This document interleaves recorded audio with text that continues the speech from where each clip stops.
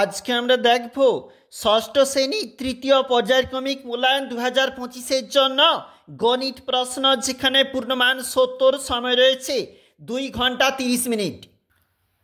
প্রথমে রয়েছে নিচের প্রশ্নগুলির উত্তর দাও 1 গুণ 6।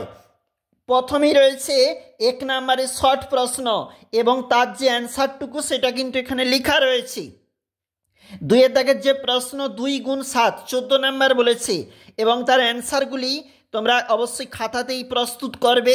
আমরা শুধুমাত্র একটু প্রশ্ন দেখতেছি। 3 দাগে বলেছে যে কোনো 5টি প্রশ্নের উত্তর দাও 4 গুণ 5। মেহবুব ও তার দল, এটাও দেখবে। তোমাদের পরিবারের মোট মাসিক খরচের 4750 টাকা খাওয়ানোর জন্য ব্যয়, এটাও দেখবে। 1071টি ধুতি, 595টি শাড়ি, এটাও দেখবে। চলে যাব 2 নম্বর পেজ, এটা হচ্ছে 2 নম্বর পেজ। রঘুনাথপুর গ্রামের যে অঙ্কটাও দেখবে এবং এখানে একটা ঘন্টা মিনিটের অঙ্ক দেওয়া রয়েছে।